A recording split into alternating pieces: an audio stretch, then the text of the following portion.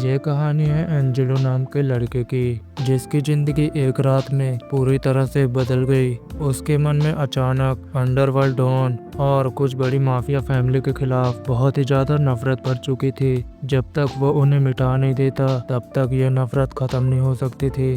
कहानी की शुरुआत में एंजेलो और उसके छोटे भाई लूस को दिखाया जाता है, जो अपने पिता का इंतजार करते हुए एक अलमारी में छुपे हुए थे, ताकि जब उनके पिता आए तो वो उन्हें सरप्राइज कर सके। कुछ ही देर में उनके पिता घर आते हैं और उनकी माँ गेट खोलती है। उसके पिता अंदर आते हैं और गेट बंद होता है। फिर एक आदमी उनका नाम लेते हुए कहता है, जल्दी दरवाजा खोलो, मुझे तुमसे कुछ जरूरी काम है। एंजेलो के पिता दरवाजा खोलते हैं और फिर हमें उस आदमी का पता चलता है। ये असल में विंसेंट वैनिटी है, जो माफिया फैमिली का मेन बॉस है। ये अपने साथ 2 और आदमी को लेके आया था। साथ ही ये खबर देने आया था अब डॉन नहीं रहे। ये सुन के एंजेलो के पिता, जिसका नाम टेस्टा है, वो बहुत ही ज्यादा हैरान हो जाते हैं। वो तुरंत ही एक टेबल के पास जाकर उसमें से छोटा सा चाकू निकाल के अपने हाथ में छुपा लेते हैं, क्योंकि वो समझ चुके थे वैनिटी यहाँ क्यों आया है। असल में एंजेलो के पिता उस डॉन के हिसाब किताब का ख्याल रखते थे और सारी जानकारी और खास किताब एंजेलो के पिता के पास थी और विंसेंट उसे ही लेने आया था। फिर एंजेलो के पिता पूछते हैं, क्या ये काम और को फैमिली का है? विंसेंट कहता है नहीं। इतना कहकर उसने तुरंत ही टेस्टा की तरफ गन पॉइंट कर दी। ऐसा करते हुए वो कहता है, ये मेरा काम है, मैंने ही डॉन को मारा है और अब मैं तुम्हें भी मारूंगा, लेकिन उससे पहले वो किताब मेरे हवाले कर दो जिसमें डॉन की सारे पैसों की खबर है। अपने पिता को इस कंडीशन में देखकर अलमारी में एंजेलो और उसका छोटा भाई घबरा जाते हैं। लूस अलमारी से भागने की कोशिश करता है, लेकिन एंजेलो ने उसे पकड़ लिया, क्योंकि वो बाहर निकलेगा तो प्रॉब्लम बढ़ सकती है। जैसे ही टेस्टा ने देखा अब कुछ नहीं किया जा सकता, तो उन्होंने तुरंत अपने पास से चाकू निकालकर उस पे हमला कर दिया, लेकिन विंसेंट तुरंत गोली चलाकर टेस्टा को वहीं मार देता है। अपने पिता को मरता देख लूस से रहा नहीं गया और वो अलमारी से निकल के अपने पिता की तरफ भागता है। उसे देखकर विंसेंट ने उसकी तरफ भी गन पॉइंट कर दी। लूस की माँ कहती है, ये तो अभी बच्चा है, तुम इसे क्यों मार रहे हो? ये तुम्हारा कुछ भी नहीं बिगाड़ सकता। पर विंसेंट कहता है, नहीं, ये अभी बच्चा है, लेकिन फ्यूचर में ये मुझसे बदला लेने जरूर आएगा, इसलिए मैं इसे जिंदा नहीं छोड़ सकता। इतना कहकर विंसेंट ने तुरंत ही लूस और उसकी माँ को गोली मार दी। फिर वो अपने आदमी से कहता है, जाकर देखो घर में और कौन कौन है। एक आदमी में से एक उसका बड़ा बेटा नीरो था। वो आगे बढ़कर उस अलमारी की तरफ जा रहा था जिसमें एंजेलो छुपा हुआ था, लेकिन जब वो अलमारी को खोलता है तब तक एंजेलो वहां से भाग चुका था। वो दूसरी तरफ जा चुका था। एंजेलो शांति से पहले सब देखता है। जब उन लोगों का ध्यान दूसरी तरफ था तब वो वहां से भागने की कोशिश करता है, लेकिन नीरो ने उसे देख लिया था। फिर नीरो उस पर गोली चलाता है, लेकिन एंजेलो गोली से बच गया था और सही समय से वहां से निकल जाता है। फिर एंजेलो अपने बेस्ट फ्रेंड कॉर्टियो के घर पर जाता है और उसे सारी बात बताता है। कॉर्टियो समझदारी से सलाह देता है आज रात वो उसी के घर पर रुके, क्योंकि बाहर निकलना खतरे से खाली नहीं है। उस रात के लिए एंजेलो वहीं रुक जाता है, लेकिन सुबह कॉर्टियो के जागने से पहले वो अपने घर लौट आया था, जहां उसने देखा उसका पूरा घर जल चुका है और वहाँ भीड़ लगी हुई थी। सभी को ऐसा लग रहा था एंजेलो की फैमिली आग लगने के कारण मारी गई।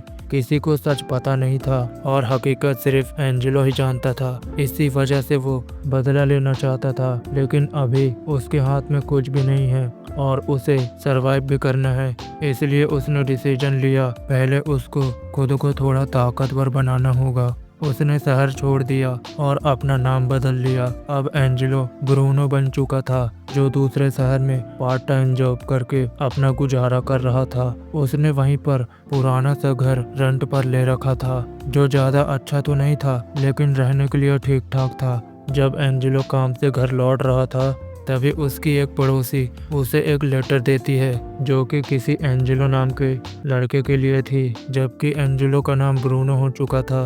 और सभी लोग उसे ब्रूनो के नाम से जानते थे। लेकिन लेटर में सेम वही जगह लिखी हुई थी जहां एंजेलो रहता था, इसलिए उन्होंने वो लेटर एंजेलो को दे दी। वो लेटर को अपने कमरे में लेके आता है। जब वो उसे ओपन करता है तो उसे एक फोटो दिखती है। वो पहचान जाता है ये वैनिटी फैमिली का एक मेंबर है। उसमें एक मैसेज भी था जिसे सिर्फ एंजेलो ने पढ़ा। मैसेज हमें बताया नहीं जाता क्योंकि सीन चेंज हो जाता है। 7 साल हो चुके थे। हम कॉर्टियो को देखते हैं जो एंजेलो का दोस्त होता है जिसने एंजेलो की मदद की थी। फिर हमें पता चलता है कॉर्टियो एक मूनशाइन मेंबर बन चुका है। मूनशाइन असल में वाइन होती है जो माफिया फैमिली ऑर्गेनाइज करती है, जो उनका इलीगल बिजनेस है जो कॉर्टियो को बनाना बिल्कुल पसंद नहीं, लेकिन फिर भी वो बना रहा था क्योंकि उसके पास पैसों की कमी थी। फिर कॉर्टियो का दूसरा दोस्त सिराटो कॉर्टियो उससे मिलने आया। वो कहता है तुम्हारी बनाई हुई मूनशाइन बहुत ही बढ़िया है, आखिर तुम इसे ऑर्को फैमिली को सेल क्यों नहीं करते। जिस पर कॉर्टियो कहता है वो माफिया फैमिली से नफरत करता है, इस वजह से वो उनके साथ बिजनेस नहीं करना चाहता,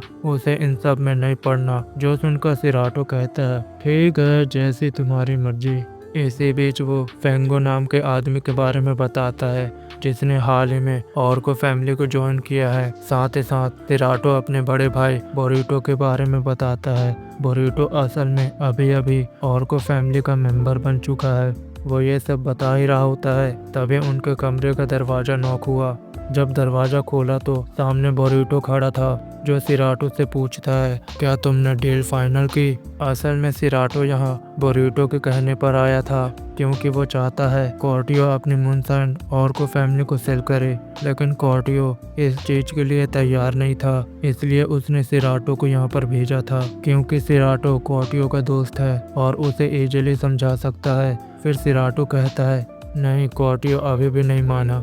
जो सुनते ही बोरिटो ने सिराटो के चेहरे पर अपना सर दे मारा। कॉर्टियो को डराने के लिए आगे बढ़कर सिराटो उससे कहता है क्या तुम्हें कोई दिक्कत है, तुम माफिया फैमिली को मूनशाइन बेच रहे हो जिससे तुम भी खूब कमाओगे और हम भी खूब कमाएंगे। पर कॉर्टियो को ये चीज मंजूर नहीं थी। जब वो देखता है कॉर्टियो नहीं मानने वाला, वो गुस्से में कॉर्टियो की दुकान को तोड़ने लग जाता है जिससे कॉर्टियो मूनशाइन बना ही न पाए। जब ये ऐसा कर रहा था तब एंजेलो की वहाँ पर एंट्री होती है जो पीछे से हमला करके बोरिटो को वहीं बेहोश कर देता है। बाद में बोरिटो का छोटा भाई उसे अपने साथ ले गया था एंजेलो अपने दोस्त से, और वो उसे दिन के लिए शुक्रिया कहता है और फिर उसकी मॉम के बारे में पूछता है। कॉर्टियो कहता है वो कुछ ही समय पहले चल बसी। ये सुनकर एंजेलो कहता है फिर तो तुम मेरी मदद कर सकते हो। एंजेलो कॉर्टियो को वही सेम ऑफर देने आया था, मूनशाइन बेचने का ऑफर, वो भी माफिया फैमिली को। कॉर्टियो पहले मना कर रहा था, फिर एंजेलो ने इमोशनल ब्लैकमेल करते हुए कहा हम दोनों भाई की तरह हैं, हम इस बिजनेस को बहुत ही अच्छी तरह से चला सकते हैं। ये सब सुनने के बाद कॉर्टियो हाँ कर देता है। हालांकि ऐसे ही किसी माफिया के पास जाकर ये नहीं कह सकते कि हमारी वाइन खरीद लो, इसका कोई फायदा नहीं होगा, ये बस पागलपन होगा। इसलिए इन्होंने डिसाइड किया इन्हें अपनी वाइन की एक इमेज तैयार करनी होगी जिससे वाइन खुद ब खुद बड़ी माफिया तक पहुंच जाए। इसलिए ये एक चर्च में जाते हैं। ये चर्च ऐसी जगह है जहां वाइन के बड़े बड़े वायर आते हैं और पुलिस को कभी भी शक नहीं होगा वाइन जैसा इलीगल काम चर्च में किया जाता है। वहां पर इनकी मुलाकात सबसे पहले क्रैंचो नाम के आदमी से होती है जो वहां का मेन काम संभालता था। ये बहुत घमंडी था जो किसी से सही से बात तक नहीं करता था। वही एक दूसरा आदमी बैठा हुआ था जो काफी अजीब था और वो भी एक बायर ही था। वो बस शांत बैठा था और सब पर नजर रख रहा था। फिर सीन चेंज होकर चर्च के बाहर एक कार पर आता है। वहाँ इस कार में एक आदमी था जिसका नाम टाइगर है जो कि अभी वाइन पी रहा होता है। उतने में कुछ लोग आते हैं जो उससे पूछते हैं क्या तुमने यहाँ से किसी को भागते हुए देखा है। असल में एक बंदा हमारी वाइन चुरा कर भागा है। फिर टाइगर कहता है नहीं, उसने किसी को भागते हुए नहीं देखा। फिर बाहर खड़ा आदमी उससे पूछता है फिर तुम्हें ये वाइन कहाँ से मिली। टाइगर बताता है उसके पास ऐसी बहुत वाइन रखी है। ऐसा कहकर वो पीछे की तरफ इशारा करता है। वहीं कार के पीछे बहुत सारी बोतल रखी हुई थी जो देखकर बाहर खड़े आदमी ने टाइगर पर हमला करने को कह दिया।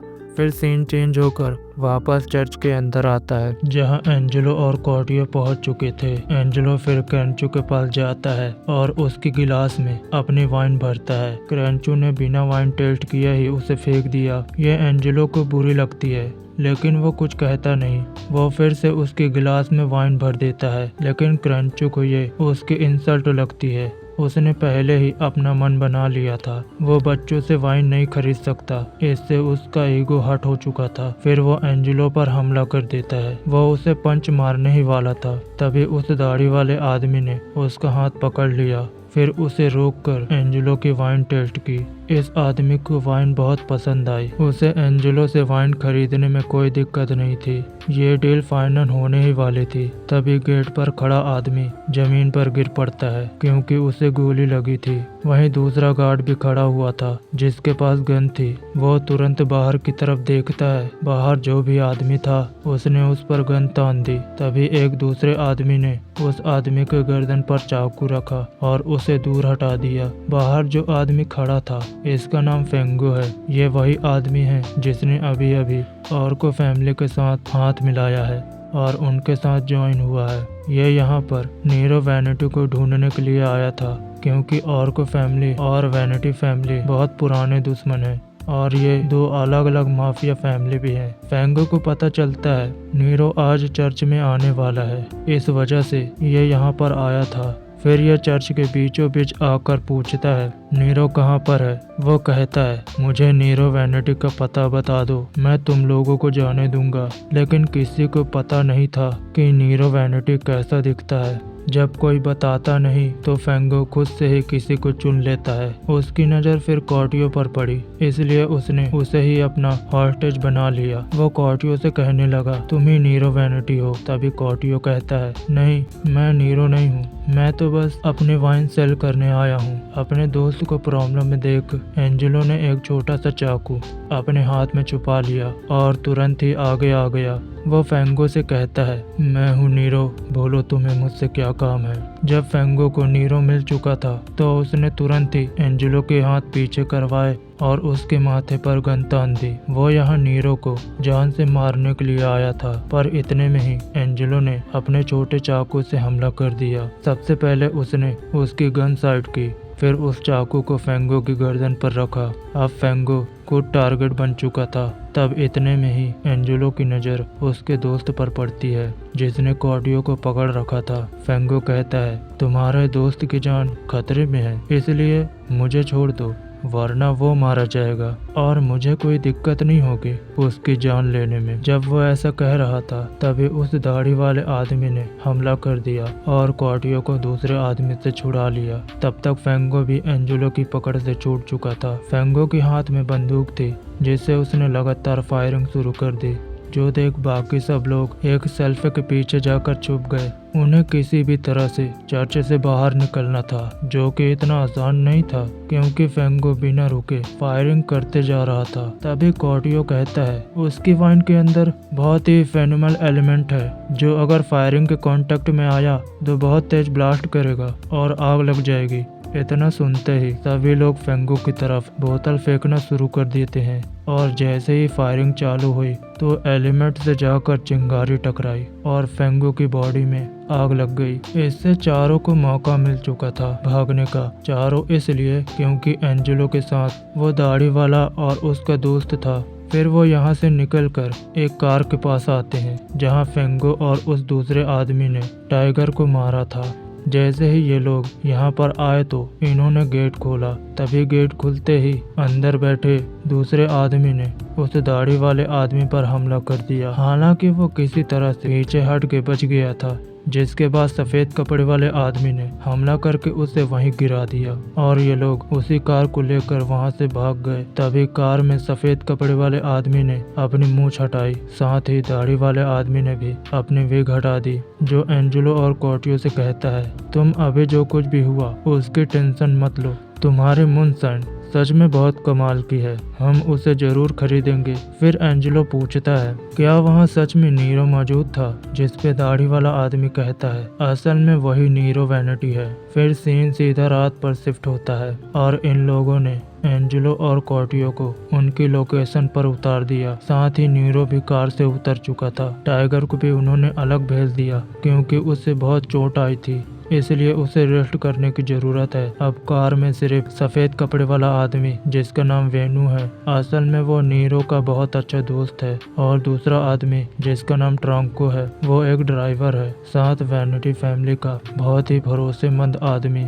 और कार के पीछे बहुत सारी वाइन रखी हुई थी जिसे ये लोग साथ ले जा रहे थे। तभी जंगल से गुजरते वक्त इन्हें पुलिस की गाड़ी की आवाज़ सुनाई देती है। वेनू कहता है, हमें थोड़ा संभल कर जाना होगा, पर ट्रंको कहता है, प्रॉब्लम की बात नहीं है, अगर पुलिस वाले हमें रोकते हैं तो हम उन्हें घूस दे देंगे। तब वेनू कहता है, नहीं, ये चीज़ पॉसिबल नहीं है, क्योंकि पुलिस में जो नई इंस्पेक्टर आई है उसे ऑलरेडी ऑर्को फैमिली बहुत पैसा दे चुकी है, इसलिए उन्होंने हमें पकड़ा तो हमें कुछ ज़्यादा ही पैसे खर्च करने पड़ेंगे, जो कि सही नहीं है, इसलिए हमें सेफ्टी के साथ यहाँ से निकलना होगा। इतने में ही उनके सामने से एक पुलिस की कार गुजरी, जिसकी आवाज़ सुनते ही इन्होंने अपनी कार तुरंत ही रोक ली और झाड़ियों के पीछे छुपा दी। साथ ही ये दोनों भी पेड़ के पीछे छुप गए थे। ये दोनों अलग अलग थे और जब तक पुलिस की गाड़ी की आवाज़ शांत नहीं होती तब तक इन दोनों ने भी बिल्कुल आवाज़ नहीं की। वहाँ वेनू अपनी जगह से निकल रहा था,